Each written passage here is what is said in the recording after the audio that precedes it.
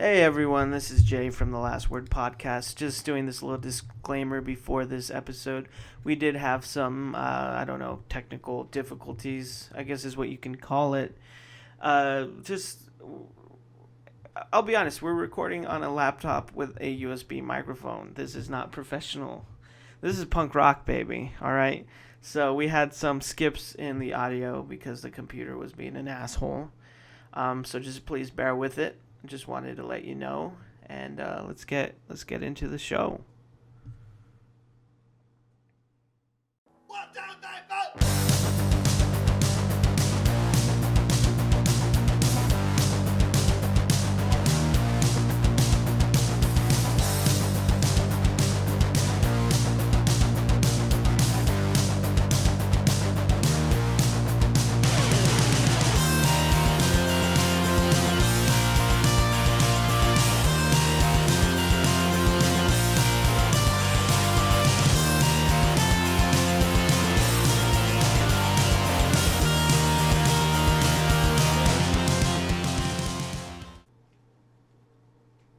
Welcome back to the Last Word Podcast. As always, I'm Jay. And I'm Rabbit. And thank you, everyone, for listening today, tuning in.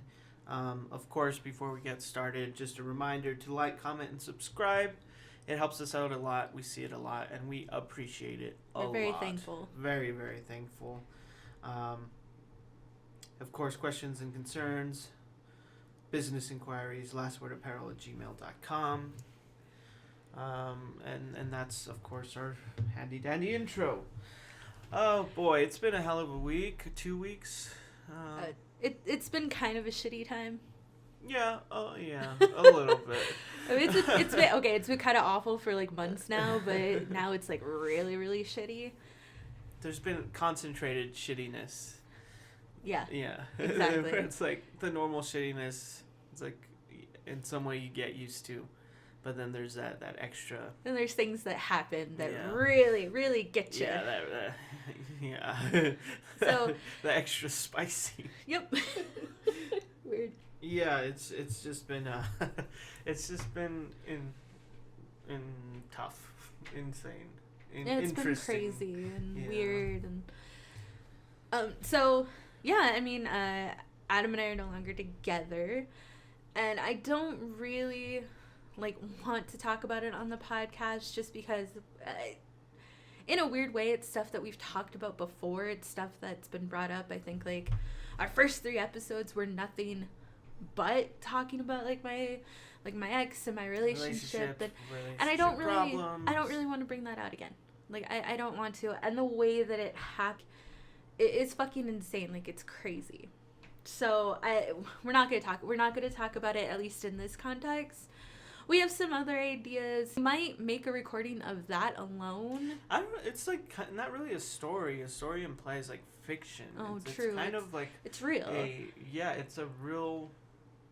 What would you call it? It's not like a biography. I don't know what you call it, but it's almost a statement or something like that. Yeah, it's very real. Like a PSA, something like that. It's very real, and it's things that happened, and it's actually happened. Yeah. Specific things and. Yes, in some way, I mean, it just doesn't fit here in this context or in this anything with the podcast in some sense. I feel like in some way it's something that needs to be on its own. Yeah. Because it is serious. And when you think about it, it's more than just a breakup story or whatever you could call it. It's it was brought to another level, and for some people it could be triggering, and yeah, it's I don't know, I think it's higher than just this is what happened, and you know what I mean, exactly. So I mean that's why we're not gonna record about it. We're not gonna start getting into it. Just it was bad and weird, and like I said, I'm writing something about it. We may record it on its own. We may put it up on its own. Just make it really its own thing. We might put it at the beginning of a podcast, again, on its own, but then, go into our normal stuff. We don't know yet, is the point, just because it's kind of a big deal. My assumption right now is that it won't be on a podcast at all. Yeah. if we do record it and put it up, it's going to be its own separate thing, and maybe not even in the podcast feed necessarily, but it might be good for those who need to hear it and want to hear it. It might be good for me too to get it out. That's no question. It'll be good for you, but in the end, the purpose is to, I guess, warn people maybe, or and just relate, because you're not the only person who's gone through something like this with someone like that, I guess. And it's as good for you as it is for maybe someone else. Yeah, exactly. So we're going to do that. And that's kind of what's going on. That's why I made this week and, last several weeks really shitty. Mm-hmm. But that's what we're dealing with now. That's what brings us to where I am, at least. Yeah. But we won't talk about it. Yeah, we're not going to talk about it. We have some interesting... Or make it clear we won't be talking about that today. So, yes. No, we won't be talking about that today. We won't, but it's just... just know that it's going on. Yeah, I guess so. And hopefully that's not too much of a weird, Hey, it's a little bit of a teaser. Maybe it'll keep people listening. I don't want it to be a teaser. Clickbait, That seems cruel, like a clickbait. Like, hey, this kind of fucked up thing or whatever, this on another level thing happened, but we're not going to talk about it. And we might this not thing talk I've about never it. experienced before. It's never happened to me. Oh my God. I think, it'll come out in some way eventually. It just won't be the conversation that we're having here. Right. It won't be on the podcast. And that is only just because, like I said, it's too much. Yeah. I've already been through that. We focus, our first, 3 or 4 episodes, and even more after that, almost completely dedicated to my past relationship problems. I don't want to bring this here. I feel like we will share it eventually. Like I said, in our own thing, its own way, but just not right here. Right. Yeah. Just not right now. So we're sorry if it's strange, but that's just what we're doing, and we just want you. We do have some interesting topics, though. Yeah, I guess. Hopefully interesting. Hopefully to some. Interesting. I hope someone likes it.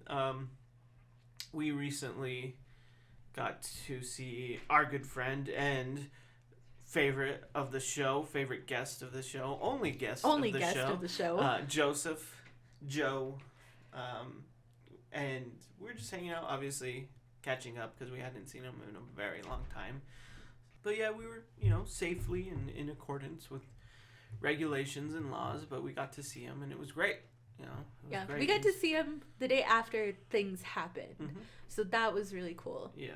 And we haven't seen him in months. Yeah, it's been a long time, 3 months probably. Maybe even a little more. Maybe a little longer, 4. Yeah, probably about 4, honestly. Right. And so much has happened in between there. So it was good to see him that first time. Yeah, it was great. And, especially given that we haven't seen our other friends in just 2 weeks from now will be a whole year, which is just terrible. Yep. So it's good that we at least get to see him.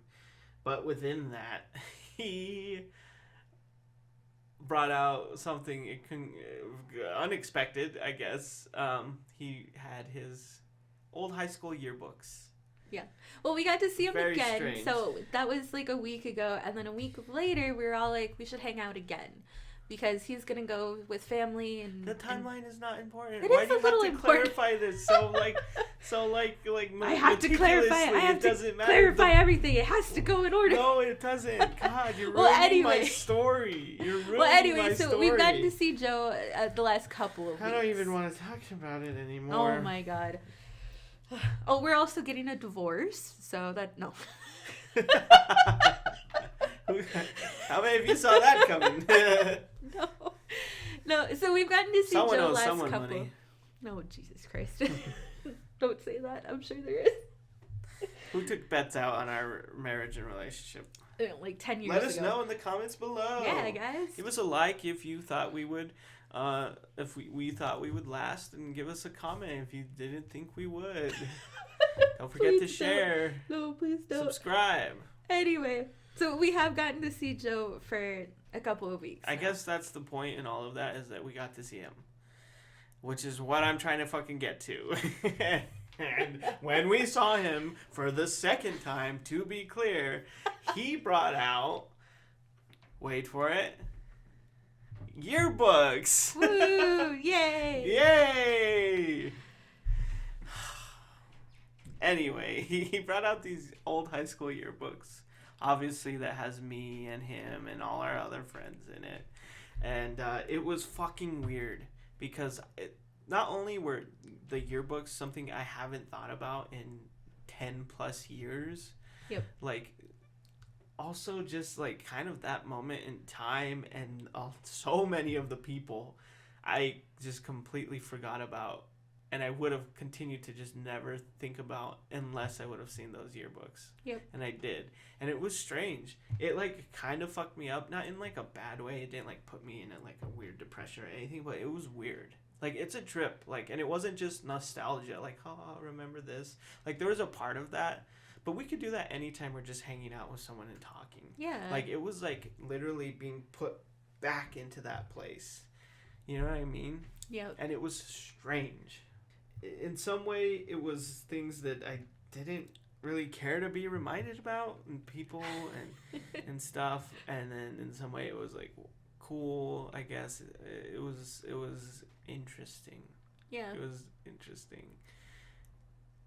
And I don't know. I never really thought about it before, and I don't know how other people look at it, or if there's people my age, even from like my class or whatever the fuck, looking back at their yearbooks and like fondly, like, oh my god, like, oh, these were the times and blah blah blah, Yeah. or like whatever. But when I was there, it was just more of like, it was a trip. It was like, I don't want to say shocking, but it was weird. Yeah. Like being placed back there and seeing old pictures, obviously, of myself and then friends, and then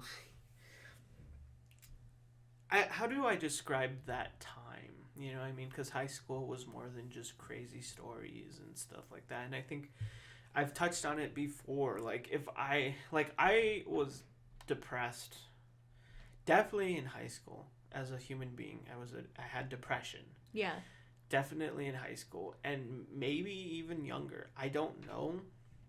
But I just wish, like, so now when I look back at those times, it's like, well, I don't know how to look at them because I was not clear-headed. Yeah, you weren't in a good place. And I don't want to say I was not functioning, but I was not in control, if that makes sense. And it's hard to compare where I am now to where I was then, because they are absolutely two different people. Yep. And I don't know how many people can actually make that differentiation. Obviously, some people are 30 or 40 and still stuck in high school. Very obvious. Who they've never fucking grown up. So, like, it's just weird to compare, and then it's weird, like, when I think about those times, it's like, dang, there's things I wish I would have done. I wouldn't call them regrets at all. But, like, it just sucks, because it's like, you know, as far as the depression goes, I didn't know I was depressed. Yeah. And I know it's probably weird to say, but it's like, why didn't someone care enough to be like, hey, maybe there is something wrong with him? Yeah. I think everything was chalked up to, he's a teenager, he's angry, he's a boy, you know what I mean? All those things, which all were true. I was clearly an angsty teenager. I feel like that's normal. But, you know, going 3 days and not saying a word to anyone, that's not normal. Falling asleep, and before I fall asleep, hoping I die is not normal. No. You know, waking up disappointed that's like, fuck, I'm still alive. That sucks. Yeah. Like, literally praying, hey, just kill me. Like, Jesus. That's not normal. No. You know what I mean? And I didn't know that because I had nothing to compare it to, I guess. And when you're a teenager, you're so selfish anyway. And you're so stuck in your own world anyway. It's like, I wouldn't know what to do. So, I don't know. I wish I would have been clear-headed enough to do something about it. Or someone would have cared enough to help me. Right, you know to stop and say, hey, what's going on? Yeah. You okay? Yeah. And I don't blame anyone. I'm not mad at anyone. I don't resent anyone for it or anything like that, but I could have lived a better life, if that makes sense. Yeah. And again, I don't have any regrets or anything like that, but there was things I know I would have done differently. I wouldn't have been stuck in I don't know, I wouldn't call it an abusive relationship when I was 16 through 18, but like it wasn't a healthy one, at least for myself. You know what I mean? I'd call it abusive. Why? Because she was controlling, manipulative. I don't know. And I don't know if that's true or if I just haven't thought about it enough to realize. Point is that I would have never been in that relationship because I would have. And again, this is no offense to anyone. Like, I'm not talking shit about anyone or calling anyone out. This is more about myself. Mm-hmm. But I would have obviously been in a better spot to care about myself enough to not be into something like that. Yeah. But who knows? I mean, to compare yourself when you're 30 to when you're 15 and on is like kind of ridiculous anyway. It's kind of stupid, honestly, because if I wouldn't have I would have done something stupid as a teenager. And I feel like that's kind of what you do. But maybe I would have cared enough to care. To care about myself care about you. And other things and other people. And I could have enjoyed it more. Because there was when I look back in those moments, in some ways, it's like there was no joy. Because so much of it was spent on, at least with myself. I mean, there's joy with friends and moments where things were great, you know what I mean? But like, so much of it was spent with myself or on myself, trying so hard to, I don't know, to be cool or to not seem cool or to, you know what I mean? Or to hoping I was dead, you know what I mean? Like, so much was just wasted on, like, really selfish and inflammatory and narcissistic and just bad things. And some of that comes with being a teenager, but some of that comes with just being unhealthy mentally. Right. And so what the fuck, you know what I mean? Like, it's not all sunshine and happiness when I think about high school or I think about those times. Because, I mean, even in some way, it carried on to when I was 20 and, Yeah. So, it was strange to be reminded that, like, that's not me. Yeah. And, I don't know. I wish I would have done it better. Obviously, I still would have been a high schooler and a stupid teenage boy. But I would have done it better, damn it. I would have committed and just, would have had more fun. I would have had whatever. I wouldn't call it a storybook teenager, like a storybook adolescence, but I would have. You would have just done something more. I would have cared less and enjoyed more. Yeah. And that would probably have been nice. Yeah. But, that's life, I guess. I mean, that's my life. There's nothing I can do about it now. Yeah. It was great to see, but weird to be back there. And I think probably good for me to be in that moment again and see it all again. But it wasn't... I mean, it would have been never something I would have done. And I'm glad it happened. Joe busted out those yearbooks. But, I don't know. It's weird. It's like, I'm glad it happened, but I never would have done it on my own. Does that make sense? Yeah. But because it did happen, it took me to a good place to think about, Yeah, I get that.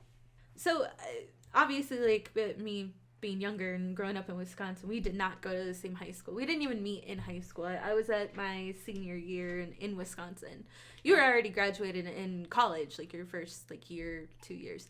So we've spent our relationship, you and your friends and the guys, as we call them, because that's what they are. They're a group of guys, been friends for years. We've been in this, and you guys documented just about everything. Everyone was taking pictures or video, and your whole friendship is documented. Or someone's mom was taking pictures of you guys. Your mom took tons and tons of photos all the time. Yeah. So I've gotten to see the friendship evolve, at least. You know, I was never there. And every time I see pictures or someone brings out a picture or talks about it, you know, it's like I kind of get a little piece of it. So, like, I've heard the stories over the last 11 years of how crazy things were and crazy things have gotten, or, you know, someone doing this to someone, you know, this happening to you guys. You know, so I've kind of gotten to live a little bit. And of course, like, I've gotten closer to your friends a lot, especially over the last few years. Like, I've really been able to be considered part of you guys. And it's been awesome. But looking back at some of those pictures and seeing you, I mean, you were obviously kind of I don't know if it would be shy. Like, what would you call it? Or just like... I don't know. You're like, trying to describe it. How would I know? I know. I'm trying to think of it. Like, because you weren't shy. Would it be antisocial? Well, yeah, that fits. Recluse? I don't know if that's the word you're looking for. Yeah, like, those are kind of the things that fits. I'm like... Yeah, those are the kind of words that I'm describing it. Because in every single picture you have ever taken... Or has ever been taken of you, from your senior photo to regular school pictures, you have like a, not just not smiling, you have like a scowl on your face. Yeah. Well, why did you do that? Like, was that purposeful or? Yeah, I mean, it was purposeful. I mean, you have to try not to smile. Just it was more than that. That's what I'm saying. It's like you have to try not to smile just as much as you have to try to smile. You know what I'm saying? Yeah. And it wasn't like a neutral look, like I was just staring. I was like, purposefully, yeah, like scowling. Like, I'm doing the opposite of angry. Smiling right now. I'm doing the opposite of smiling right now. So I you know, and I don't remember my exact thoughts on it or even those moments at all. Yeah. So I can't say 100%. Yeah, that was on purpose, but. Assuming, you know, just looking back on it and who I was and how I felt then, I'm sure it was on purpose. Yeah. Conscious decision to look angry. Yeah. Yeah. Because you look, that's how you look. That's who I was. I mean, there's a few smiles from more natural in pictures. Every yearbook. Yeah, photos absolutely. with your friends. You guys are smiling and being stupid. And those are the pictures that I've always seen. But seeing your school pictures and your senior photos, it's just like you're not happy, and it's not just not being happy, you're like angry, and it's interesting to see that. Even a couple school pictures that I haven't seen. Yeah. From every picture, it was funny to go through every yearbook, because from the beginning and on, every picture was the same look on my face. Like, I looked different, or like my hair was different, obviously, but like my face was still the same.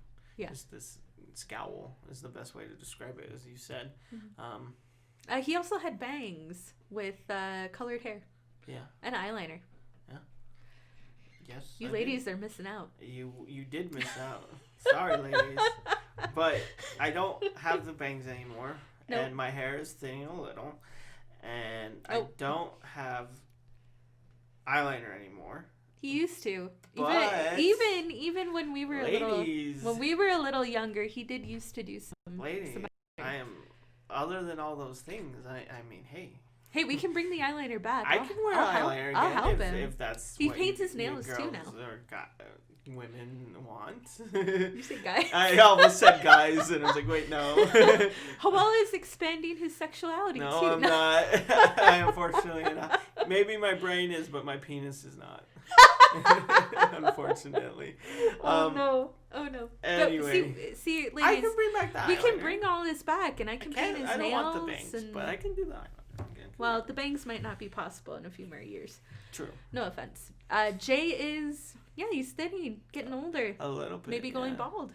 I think eventually it will. It's like just thin. It's genetics. And I'm like looking at it and like 4 years, this might be a problem. Yeah. I mean, your brother went bald, what, about 23, 22? Yeah. Your dad went bald, like, what, 18? Yeah. So it's like, you're actually pretty lucky to be 30 and only, the last, 6 months or so, start going bald. Well, yeah, and I wouldn't say I'm going bald, but... Unless that's what thinning means. Yeah, that's usually what it means. Because going bald to me seems a little more severe than what's happening right now. That's the process, though. I mean, that's how it starts, is you just kind of thin a little, and then you go thinner and thinner until you're actually, It's gone until it's gone. Thank but you. I mean, you're making me feel so much better. I know, right? You're helping me so much. But I mean, you got lucky though that it's not happening until I was gonna now. be a bald loser at some point. It's just no. At least it waited until I was 30. Yeah. Because 2020 has been such a good year anyway. Yeah, it's been fucking. Might fantastic. as well go bald. Well, you're not yet.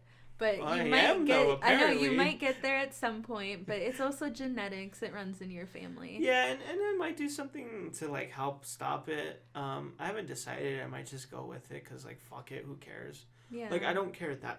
I like my hair.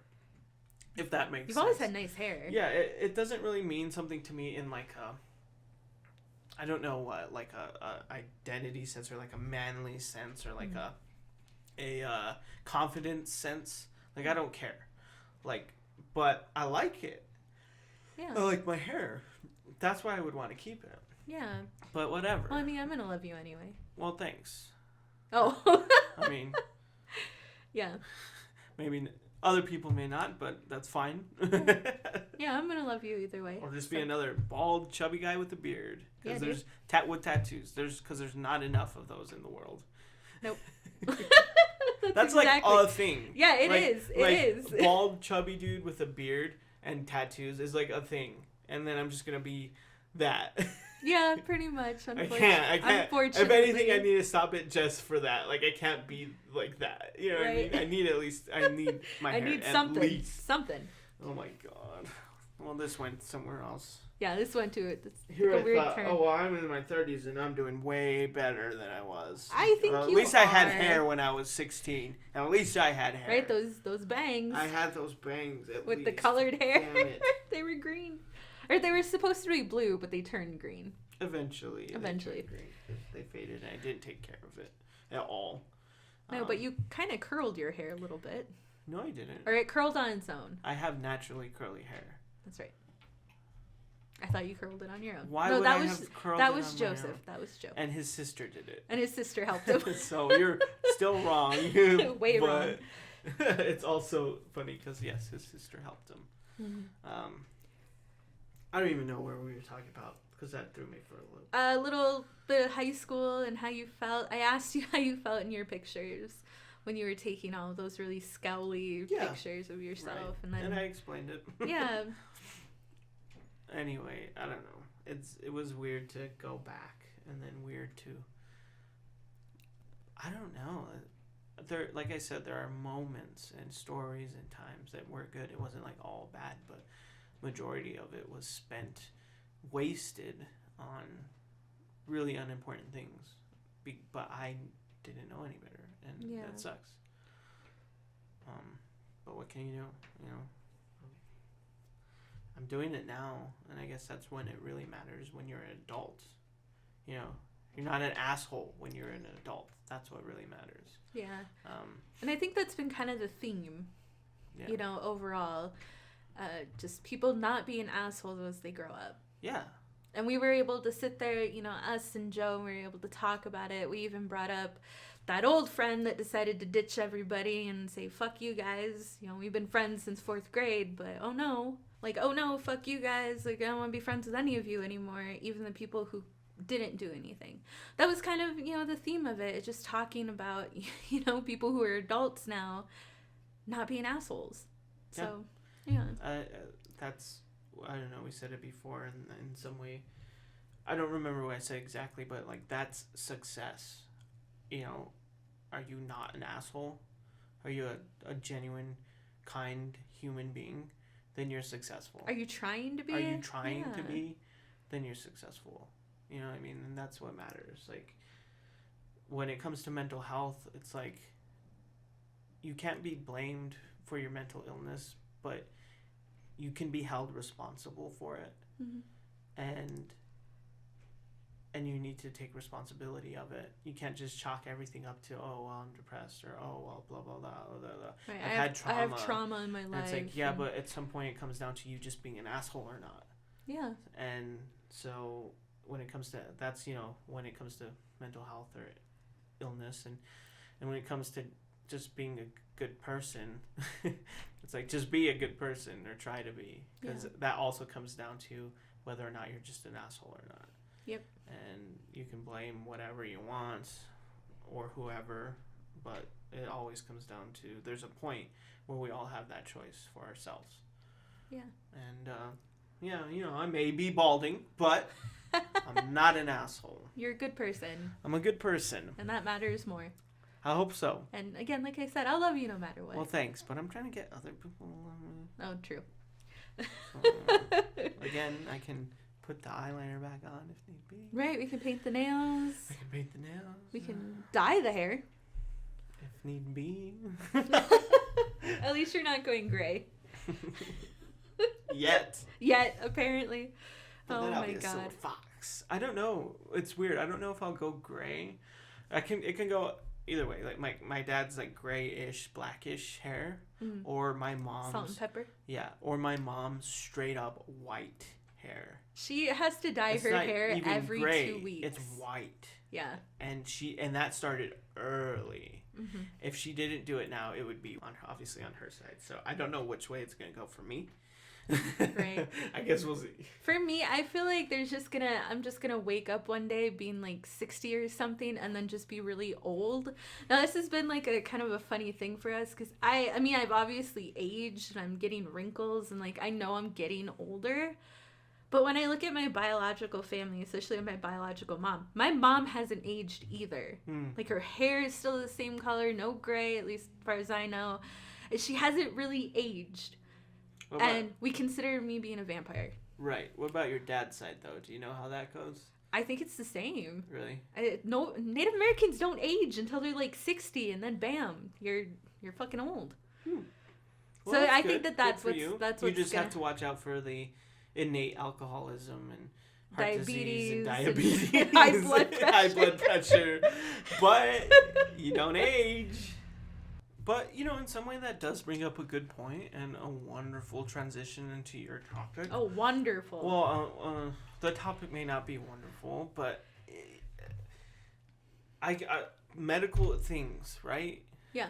So this is something that I have wanted to talk about, that I've wanted to bring up. It recently came up with all of my other problems. And again, we may talk about that at some point, we may not. And this is something, it's...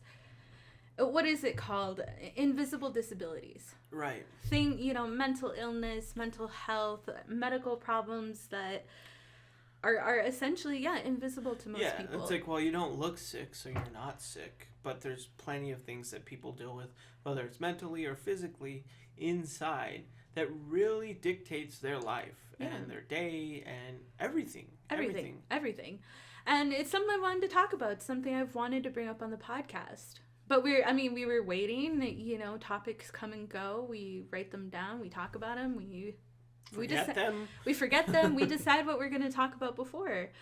So these are things that I definitely wanted to talk about. I thought they would make an interesting subject. But because the nature of them, they might be kind of weird. If you don't want to hear anything about content warning. Content warning, trigger warning, well, whatever you want to put there. If you don't want to hear about the inner workings of a woman's uterus, you might want to skip this part. Or specifically your uterus. My uterus. If you do not want to know about my uterus, you could skip this part. But I think it's good content. So. I think so too. I think it's good content, and in some way you're like coming out. Well, no, maybe that's the wrong term. Not coming out. That's the wrong term, but you're identifying yourself as someone who struggles with these things. Yeah. And I think it would help other people who may be listening who also, if not struggle with maybe these exact things, but similar things. And like, it's something that, and we'll probably touch on this again, but it's something that people do not talk about or feel like they can't, or there's a stigma with it. Again, you don't look sick, so you don't look sick, so be better, or whatever the fuck it is. But I think it's a good thing. Yeah, I think so too. And like I said, it's something I don't talk about a lot. I mean, because it's so personal. Again, like inner workings of my uterus, it's like, that's not something you bring up with a bunch of dudes, or that's not something you bring up at dinner with your family or your in-laws. Maybe not your family, no. But yeah, you're right. Maybe not our family. There might be a family out there talking about their that uteruses. does, but you know what I mean? Good for them. But yeah, it's just not something I bring up, and there is some, not shame to it, but there is stigma around it. Mm-hmm. It makes me feel weird, and there's other things like we'll get into that I'll explain that also make me feel kind of dumb sometimes, and it sucks. So, but here I am, I'm going to talk about it, and so, like I said, you don't want to hear about my uterus, click away. Yeah. Or listen to it, just say fuck it, listen to it, hear about it. So, yeah, we'll go into the first one, and I'll just keep going to the second one. The biggest things in my life that really, they have a deep impact. Yeah. So my first one started, I was about 11 when I got my first period, which is actually pretty young for a woman. Most of the time, I mean, it can happen anytime between, 11 and like 14. For me, it happened really early, which is kind of a good indication that this is going to be a condition. So that happened. It was crazy. My mom sat down, she had the birds and the bees talk with me a little early, and she was always very blunt with me. So, like, I knew to expect it, but then it was, like, an existential crisis because I was like, I don't want to be a woman. Like, what the hell? Like, I'm a kid. I enjoy playing in mud and puddles and, wrestle with boys because it's fun. Like, I liked roughhousing and kind of being a tomboy. I didn't want to be a woman. And I was like, shit, well, now it's all over. So it didn't happen for a few years later. I think I was about, 13 or 14 when I just noticed little things, and it's just like I would get more fatigued, more tired around that time, and it wasn't a big deal until I first started, I guess, having sex. And that was another indication. There's that whole movement where now, at least in the modern time, where sex isn't supposed to be painful, but it never didn't become painful. It never stopped. Never was it not painful. Yeah, well, eventually, I mean, as I would get older, but it just like, there's so many signs, and I would start telling my mom more and more when I felt like I could be open with her, and she was like, huh, okay, and she kind of logged it away, I guess, in a sense.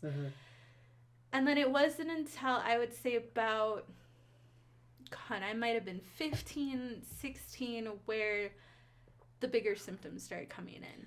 Where I wasn't just tired, my body was completely exhausted, like bad. So I was sleeping a lot during this time, and then pain started. Like, and not to, like, cramps and stuff like that. And they always tell you, oh, cramps are gonna hurt, you're gonna feel weird, you're gonna feel bad. But this felt more so.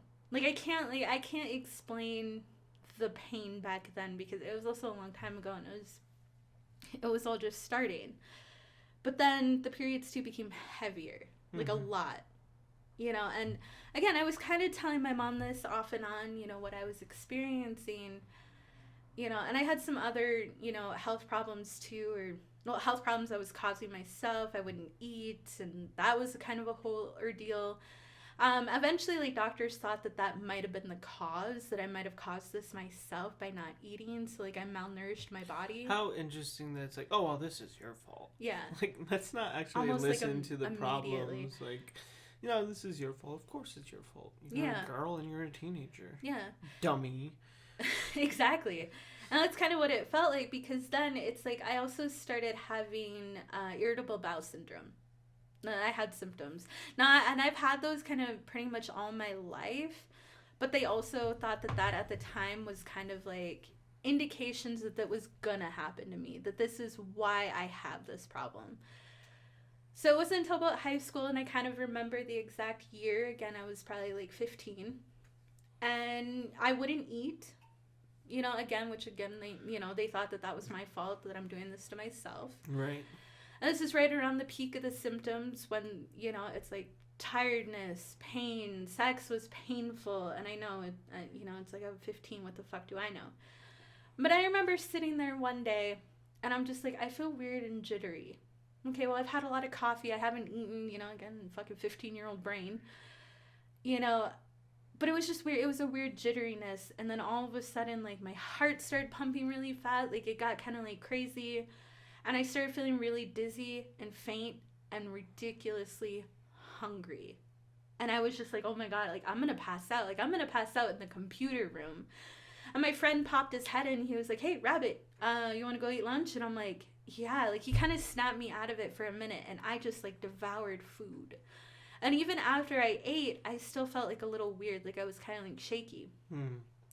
Didn't think anything of it. And I was just like, oh, fuck it out. You know? Yeah, I'll go eat Doritos and Diet Coke after this. And then it happened again in the same way. I was just sitting there. It would be, I mean, I would not eat breakfast, probably not really eat dinner the night before. It just, like, I was kind of starving my poor little body, and that's exactly what it needed. Food. So, are you saying they were right? No, well, not necessarily. So, I'll keep going here. So, I started telling my mom these experiences because I think it happened one more time, and this all happened in school. And they had to call my mom. They're like, Rachel's having some kind of episode. We don't know what it is. You should get her to a doctor. So that's when the doctor appointments started. And, you know, I would tell my mom, it's like, well, I'm not really eating. I mean, I am, but I'm not. But it's just weird. And the doctor looked at me and he was like, you have hypoglycemia, but you have low blood sugar. And I had a lot of blood tests. They would almost bring me in like once a month to have a blood test. And they couldn't pinpoint it, but they're like, these are the symptoms. This is what's happening to you. We can't find it. Like, we can't find the moment when your blood sugar is low, but this is what it is. This is what you're experiencing. So here's how to deal with it. And then all of those symptoms combined, especially with the pain and fatigue, they were also kind of looking at endometriosis. So that is when the uterine lining forms on other parts of your internal organs outside of your uterus. Oh, that sounds horrible. And it can cause a wide range, and not every woman is the same. Not every woman has the same symptoms, but I mean, they're pretty general. Lots of bleeding, lots of pain, fatigue, irritable bowel syndrome, hypoglycemia. You can Heavy faint. Periods, right? Yep. Painful periods and sex. Sex, yeah, infertility. Yeah. And so my mom, and this is kind of the crazy part about my mom, is she has this. And she's been medically diagnosed. They tried to correct it. That's why I kind of exist in the world with her. Because when I was a little baby, or when I was born, not a little baby, Jesus. When I was born, my mom couldn't have kids. Well, you were a little baby. I was a little baby. But she couldn't have any more children because her scar tissue was so bad from this syndrome, this disease, essentially, kind of, that she tried to have it corrected so she could have children again, and they messed up in the surgery, and she wasn't able to have any more children. Wait, they fucked up her surgery? Yeah. Did she ever sue him or anything like that? No, my mom would never do that. But she should have. She should have. And, you know, but this is still way back when, before they even really knew anything about this. I mean, you know, it's fucked up, and it's a whole thing. Like, obviously, it could be a series podcast. And maybe it already is somewhere. Someone who's done it, who knows more than, obviously, we do, who's more qualified than we are. But, like,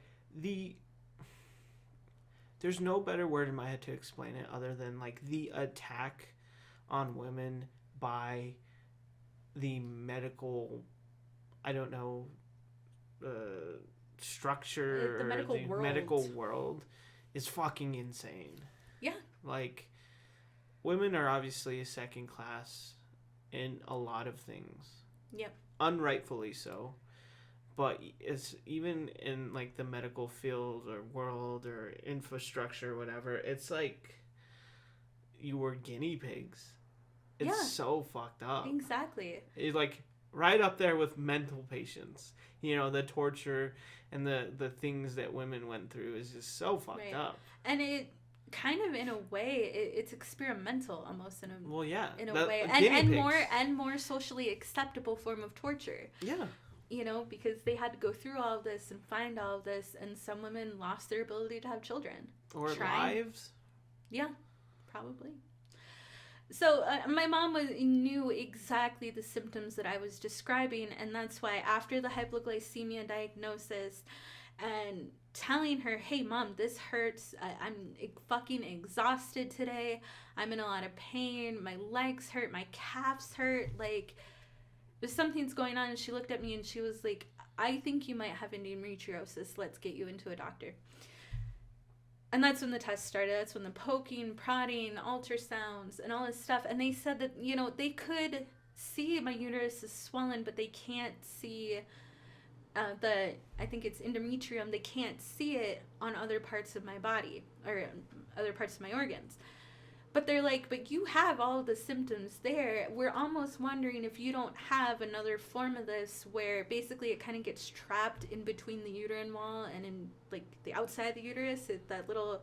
There's a little space like in between there that sometimes the uterine lining can also get stuck in. So, and it's called like endometriosis or something. Okay. So as if endometriosis wasn't enough. Yeah. There's another form of it. There's another form of it. And it's in between the uterus or the uterus. Like the wall. I'm not sure. I'm getting my medical But terms. it doesn't go to other organs, this one? It only stays in the uterus? Yeah, it gets trapped like inside it. Jesus. You know, and the doctors could see this, and they could see, you know, my symptoms, and they could, you know, they heard me. And even when I was getting, you know, examined and internally examined, they're like, this should not hurt the way that it is. Mm-hmm. You know, you are in pain right now. So right around the time you and I had met, this was still going on. Mm-hmm. I was still getting poked and prodded and probed. And, you know, all this stuff, and still going through all of these symptoms. They were checking me for STIs, too, at the time, because they thought, well, maybe I had something, and now it's fucking me up. Well, she is a teenage girl. Exactly. Which they weren't necessarily wrong. No, right. I had been with some dirty guys, and my mom even said that. It's like, we don't fucking know. And this is so right after the time you and I met, this is still going on. And I mentioned to you, hey, I have to have surgery. Yeah. And which is what they brought me to. They said, it's like, let's do this. We need to get inside. We need to look at these parts. We need to look at all of you and see if we can remove spots. Maybe you have a cyst we don't know about. Maybe you have a fibroid, which is a non-cancerous tumor that get into these parts. So let's do this. It's major surgery. You know, you'll have to heal for a few days, and you probably even like 2 weeks after that. But it's relatively non-invasive, and, you know, it's like this could save you a lot of trouble later on. So my mom and I looked at each other, and we opted for it just because we thought it would be beneficial.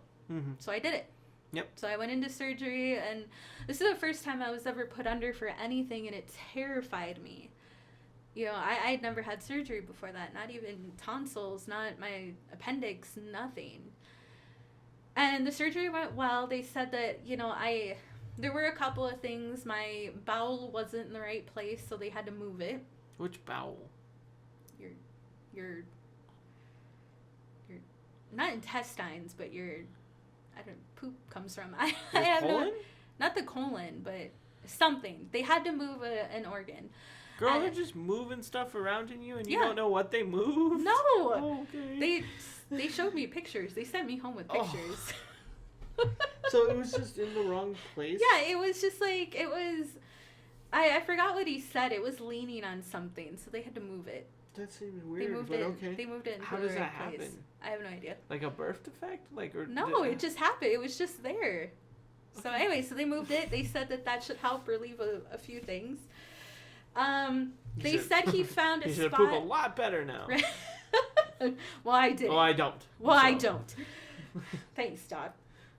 But no, and so he said that he did find a couple of spots that he removed that looked like endometriosis. Okay. Again, I think he said it's like your uterus looks swollen. And that's all I can really tell you. Everything else looks fine. You know, internally you look okay. You know, we don't know what else to tell you except this looks like what you have. So they sent me home. I got better. They also told me at the time, too, that birth control would probably be my best route to go to help relieve these symptoms. He also said that, you know, you don't know if you're going to have fertility problems until you start trying. If you go a year, and that's usually most people's, when they find out is when they're trying. You have to go a year without getting pregnant of actively trying before they will diagnose you as infertile, and then you can do stuff about it. But then that also goes to your symptoms. So that's kind of fucked up. Mm-hmm. So meanwhile... So good news for us. Yeah. Something to look forward to in the future.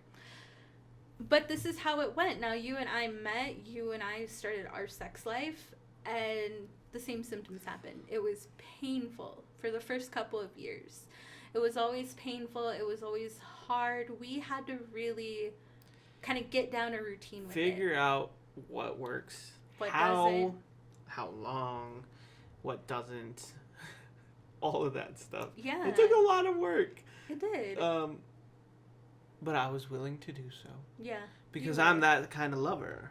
Oh, ladies. You hear that? Oh, please, no. Anyway, but yes, it was work. It took work, and not to be, again, like, that was a joke, but I am that type of person. Yeah. To want to do that work and to figure it out. Yeah. So, it kind of brought us to, like, because I was also getting off birth control when you and I met because I wasn't going to have health insurance anymore. After that birth control stopped getting through my system because I was on the shot, and that was really good, but it caused a lot of other side effects that I hated. I gained weight like crazy. But then after that, it got worse.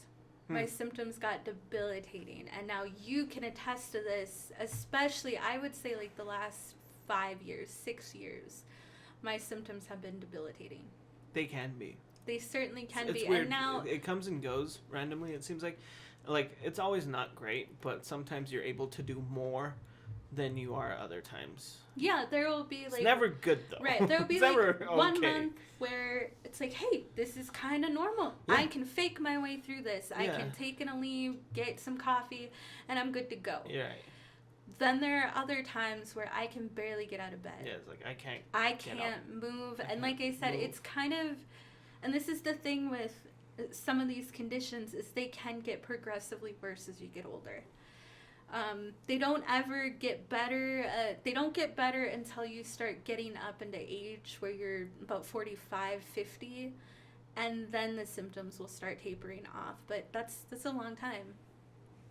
But there's times where I can't move, I can't get out of bed. I need help getting out of bed. I need help even just getting to the bathroom. Mm-hmm. My back hurts, my hip hurts, like it can ache. If you can imagine, if you're trying to picture anything, it's like it aches into my knees, into my thighs, like my toes will hurt sometimes. And then sometimes it's not just below the waist, it is an entire body. It kind of feels one of my friends mentioned, it's like, it kind of feels like you got the flu.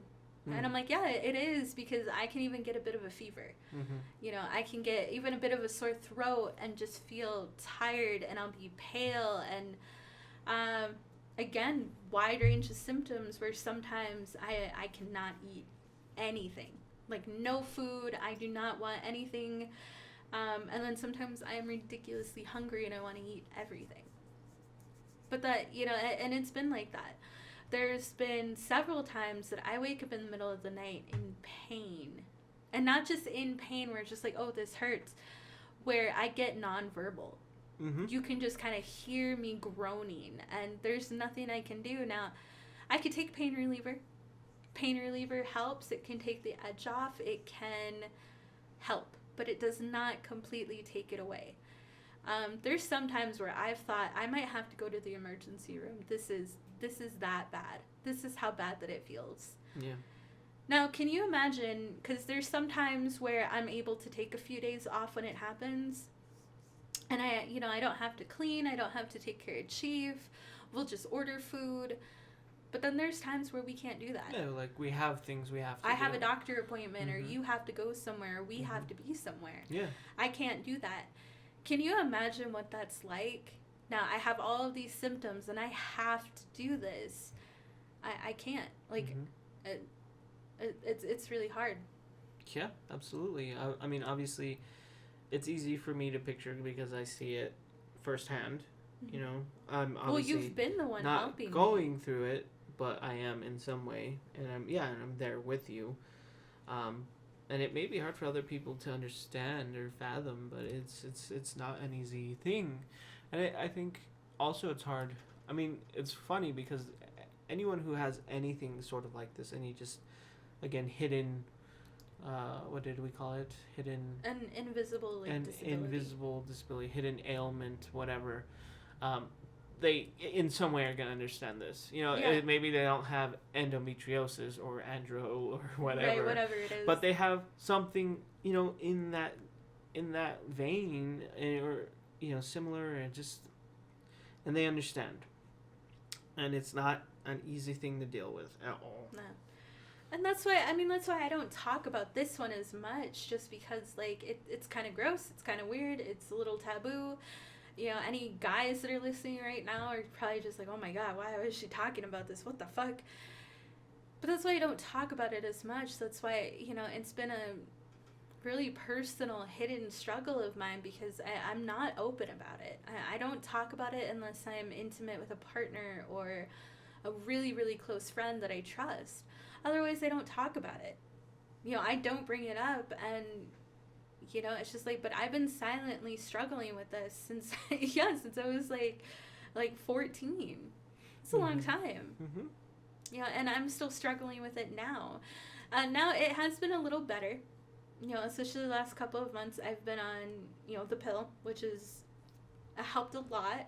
Still not completely, because I'll still get weird symptoms. My back will still hurt, my hip will still hurt, and then there's some other side effects that we had to deal with. So it's been better, but it's like I go off of it, and those symptoms are just going to come back. Again, like, and obviously some of it is not intentional, but, like, just the life that women in particular have to live, and the things they have to put up with.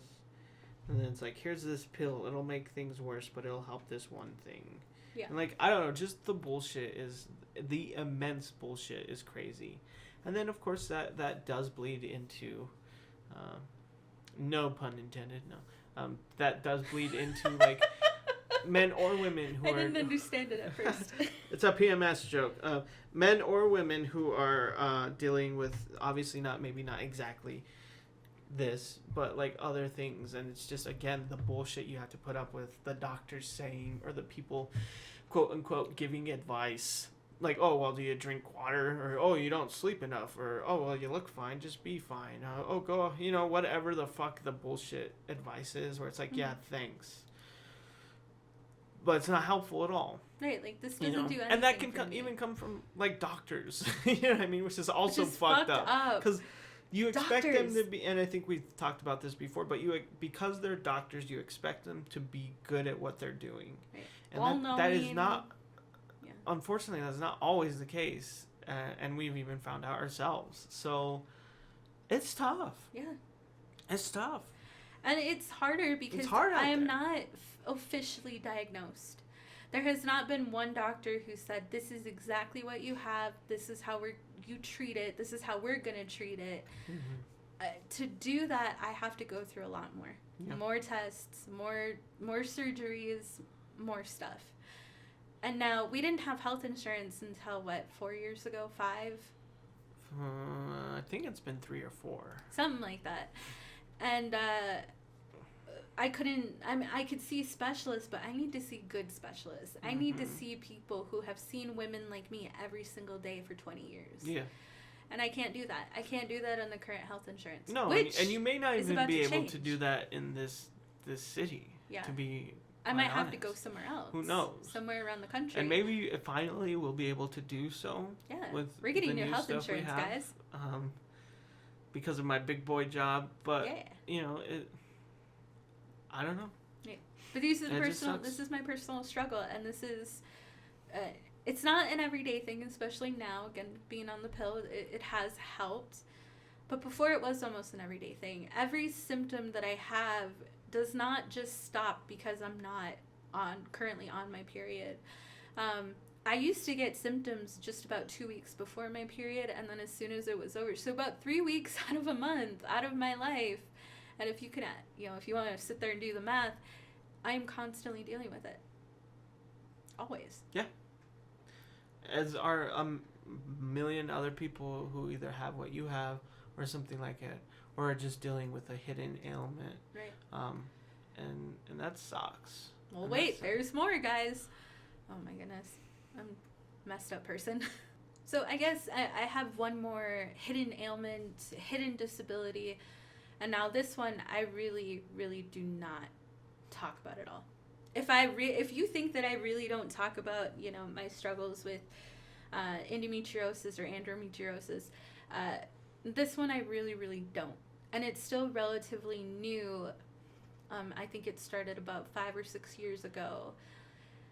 And they still do not really know what's wrong with me. They can't tell me I have something. They've floated around a few things. I've been treated for a couple of things, but it requires more testing, more imaging, and more stuff like that. And if you hear my struggles about going to the doctor constantly, especially when I was a teenager, I mean, that's been the struggle going through this. So, again, about 4 or 5 years ago, and I don't remember, it was a while, I just got, it was one day out of my life where I got a bad headache, a migraine. Now, I used to get headaches when I was a child, when I was a kid, and eventually stress headaches when I was a teenager, but never migraines. I was never prone to a migraine, never experienced one, and that was the only way I could describe it. It was this awful, painful pressure. It made me dizzy, kind of made me nauseous. I couldn't concentrate. Loud noises bothered me. I had ringing in my ears. It was awful, and it lasted a whole day. Like, it just started, and it never stopped.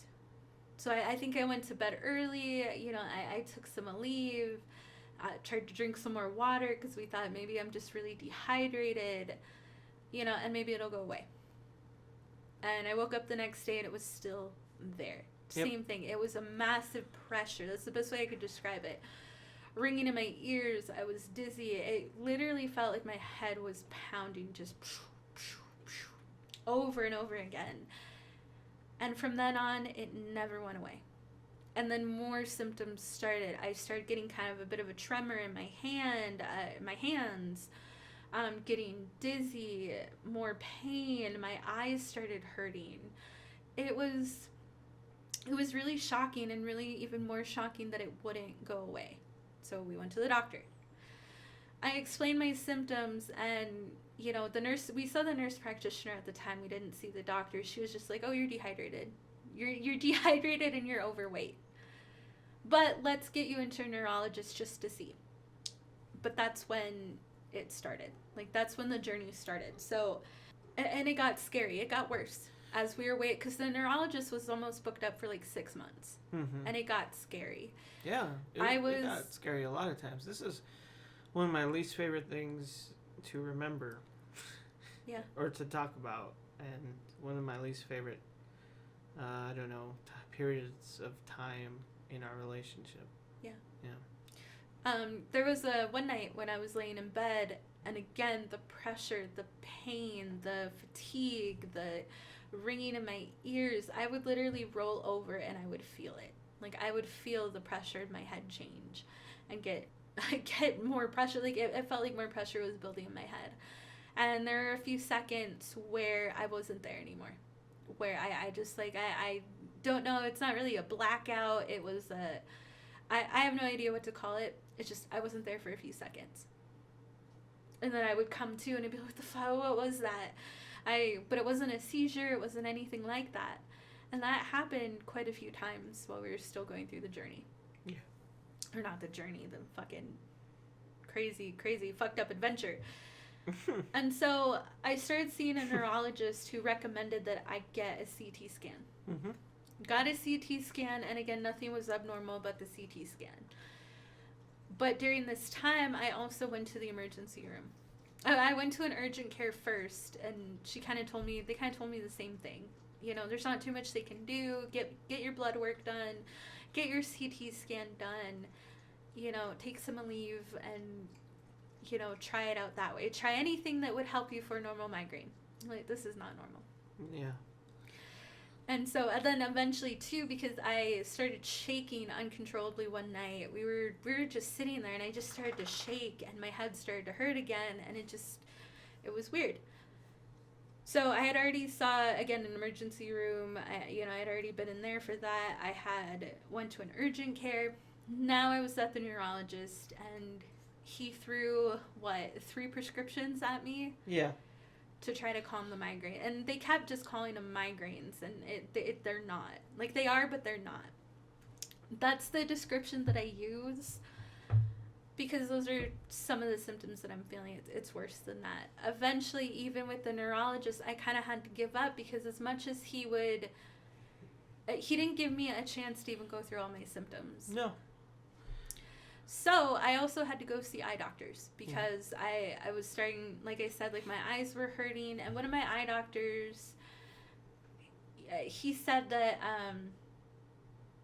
you could have, and this is it's a scary term, but it's officially like what they've called it.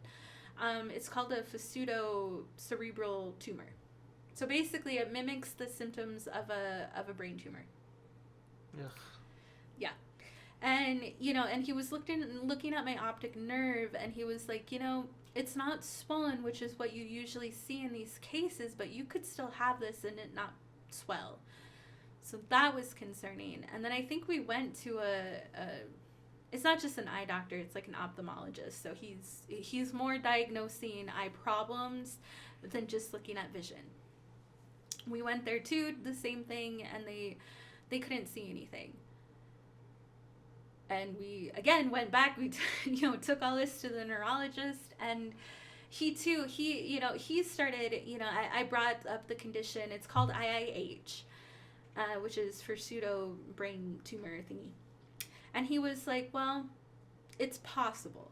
It's possible. I can't see that. For that, you would have to get a spinal tap, and we'd have to drain your spinal fluid, or the fluid in your brain, because that's what causes a lot of these cases.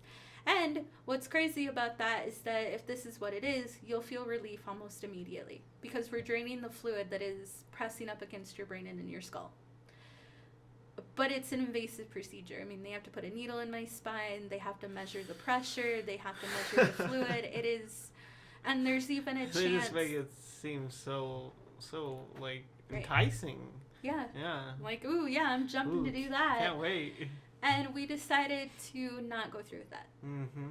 And I have not been back to a neurologist, because this is something that I don't talk about. I just don't. But it still causes a lot of symptoms, and a lot of symptoms I don't talk about. So if I can explain it, it is there 100% of the time. It is 24/7, 7 days a week. It does not stop. Even right now, I have a headache and pressure. Now, it's not bad. I've kind of learned to live with it. If I do get a really bad headache, or I feel a bad headache is going to start, I take an Aleve, I relax a little bit, I, drink some tea, drink some water, and it usually, it gets better to the point where I can function.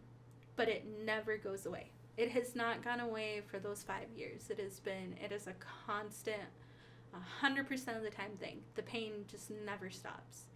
Now, it's gotten quite a bit better, because back then it was like 100% could not function in my life.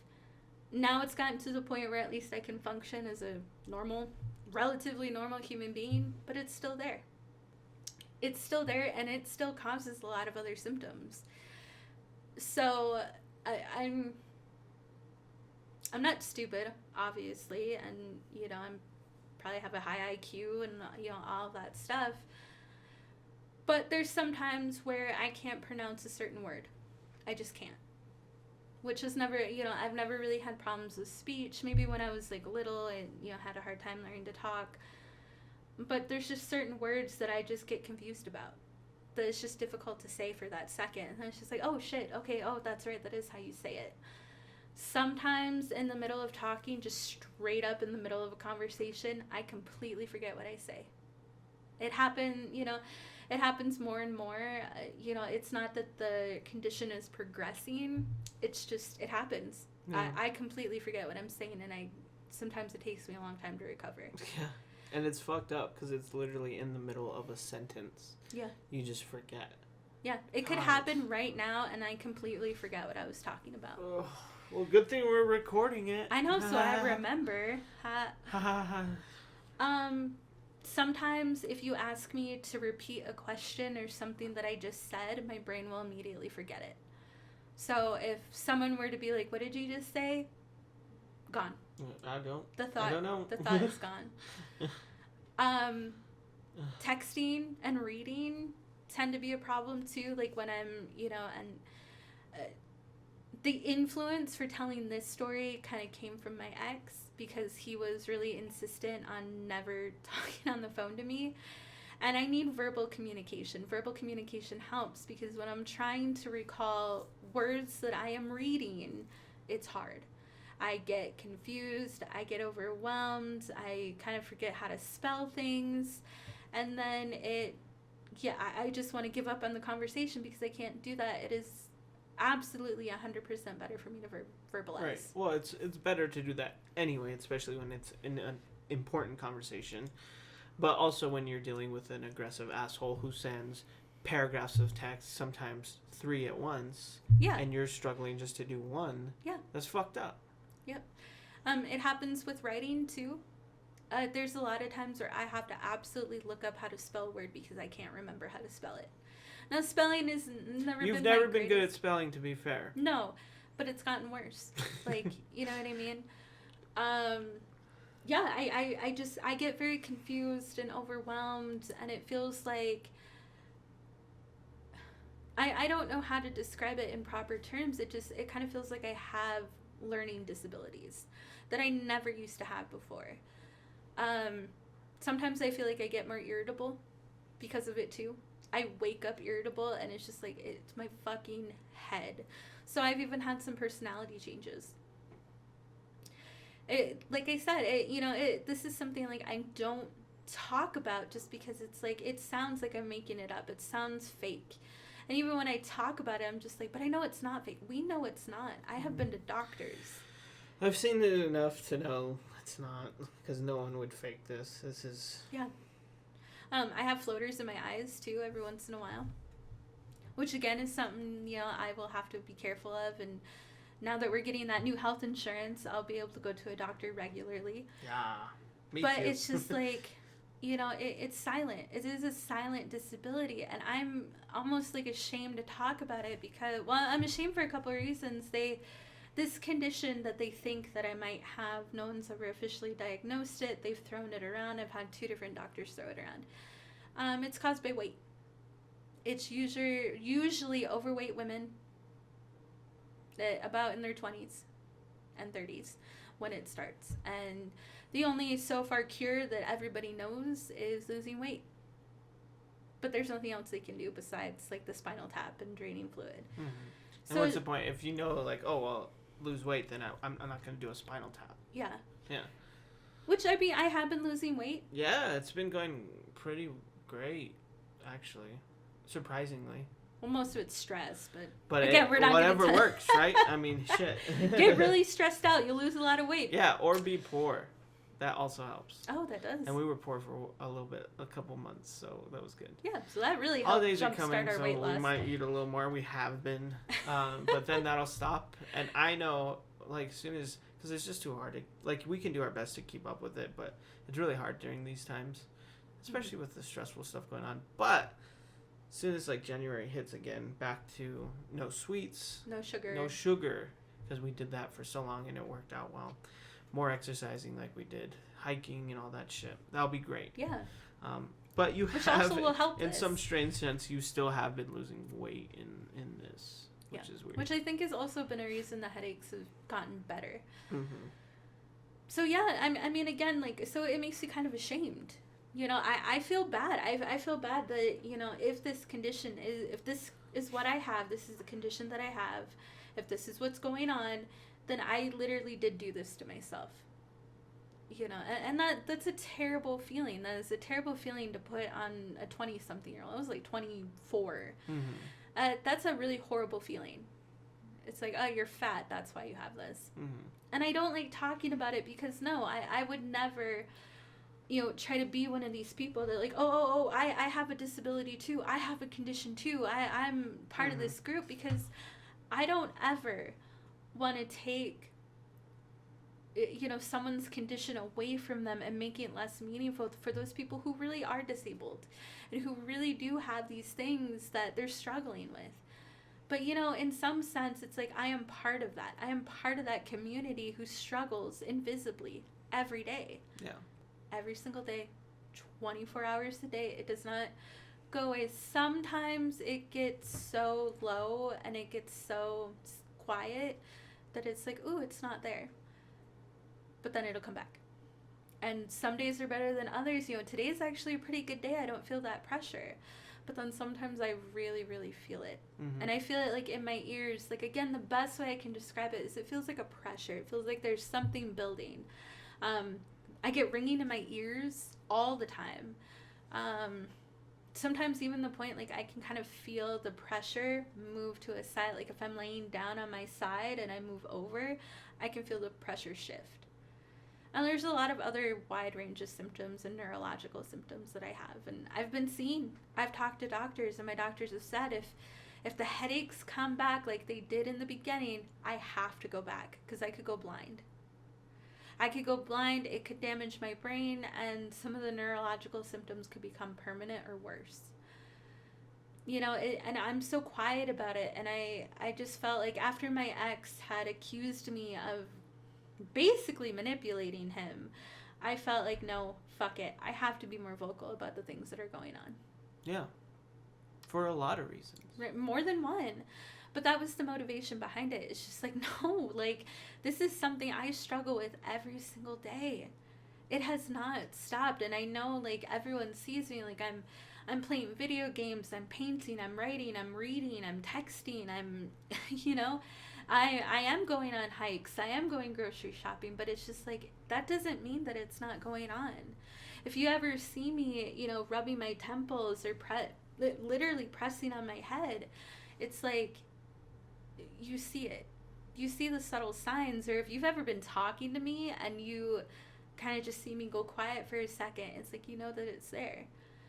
And most of the time, it's like I power through it because I don't want to stop living. I don't want to stop being a person. And I love playing video games. It would be completely devastating if I couldn't. If I couldn't play video games and paint and write and read, like, I would lose my mind. And even for a while, especially in the beginning, it's like I thought I was. I thought I was going crazy. I thought I was going to die. Yeah, I thought so too. We thought that fuck it, she's got a brain tumor. Yep. Like, she's dying. I thought that, even this is how bad that the pain was. And, I still kind of struggle with this, especially if I get a really bad headache, where it's like, I don't think about killing myself, but I wish that the condition would kill me, because that's how bad. And it's kind of fucked up, because I was reading about how people feel with severe migraines, and they feel like that. They feel like killing themselves because they just can't deal with it anymore. Yeah. Bright lights are a big deal. It's a lot, and I'm really, like I said, it's like I'm feeling a lot right now too. I'm getting kind of emotional. But it's like, nah, I had to finally, like, come out with it. I had to talk about it, because it's something I've been struggling with for years, and I'm not open about it, but I should be. So that's it. I mean, those are my medical problems. It's incredibly hard for me. Like I said, it's one of the least, one of the least times, or one of the times that I hate talking about the most, or I like talking about the least, whatever you want to say. Because, yeah, from my perspective, it still sucks, obviously, because when you see someone you love in pain, you want to stop it or take it away or help. And I can't at all. And that really, really, really sucks. But it was also in that moment when all that was happening, and we thought it could be something serious because people were saying that it was. I had to come to terms with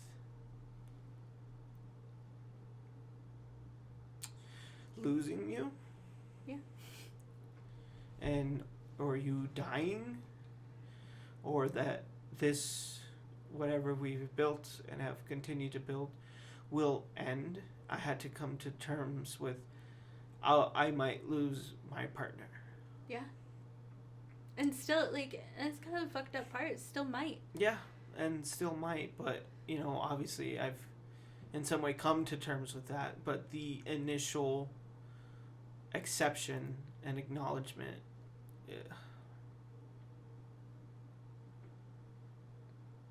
it's never something you want to feel. No. And I don't want, it's like something I'd never wish on even someone I hated the most. It's just a terrible, terrible feeling. And luckily, at least up until this point, and hopefully forever, you'll still be around. And I can't imagine what it's like for people who've had to come to those terms and then lose someone. Yeah. Well, I mean, like we said, it's like we thought I had a brain tumor. They were starting, and the doctors were starting to look at that. Mm-hmm. Now, again, like I haven't had a CT scan in a while. I haven't seen the neurologist in a while. And if the headaches get bad again, I have to. But they don't think that it's anything serious. Like, they don't think it's an aneurysm. They don't think it's a blood clot. It's not a brain tumor. And, you know, like I said, the headaches have gotten better. But it's still there. And those feelings are still there. You know, I had to come to terms with this is my life. I'm always going to struggle to sound smarter than I do. And I'm always going to have to come to terms with this is my life. This is how I have to live. This is how I have to get by. You know, I forget things sometimes that I never would have forgotten 6-7 years ago. I'm constantly writing stuff down or forgetting things. You know, and that was also the crazy thing. I thought for a second, besides a brain tumor, I thought I might have Alzheimer's at 24 because I would forget things. My phone, whoever fucking, well, I mean, you forget your keys and stuff, but I was forgetting it weird. You know, and there's still times where I lose time, you know, where I'm just like, huh? What? Oh, shit. I forget to walk the dog.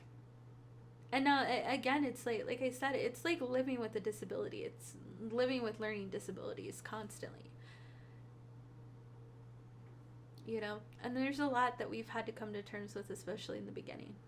And that's why we don't, and I think that's another reason, you know, your emotional response is another reason we don't talk about it. He thought I was going to die. I thought I was going to die. Yep. I still sometimes think that this is going to kill me. Yep. Even if, you know, most of my doctors agree that it's not necessarily going to kill me. I mean, it could get really bad and I could become permanently disabled, but it's not going to kill me. But that's another reason we don't talk about it. We thought I was dying. That's why, you know, we're bringing it up now. That's what we're talking about it on our podcast now. It's a big deal, but it's not. So I'm glad we did this. I'm glad we talked about it. Yeah, me too. Yeah, woo! This is a hat, you know. You know, we had our coffee right before this. We were getting hyped up. We're like, fuck yeah, we're going to record a podcast. And another classic Last Word podcast, happy note. Oh my god. What the fuck? I don't know. I am glad. I really am. Yeah. And I don't care how hard it is, like, for us to talk about or how hard it is for me to talk about, like, because there's also someone out there who needs to hear this. Yeah. So, and that's what matters the most. And you need to talk about it. And that's also what matters the most. So that's that. Anyone out there who is struggling with these things, whether it's physical or mental, anyone out there who it struck a chord with anything I said about being depressed and not knowing, or Rabbit, and everything she's talked about. I mean, first of all, seek help. Talk to people, doctors, experts, friends, whatever. Talk to us. And then talk about it. Yeah. Speak up and speak out. And just know that you're not alone. None of us are alone. So please remember that.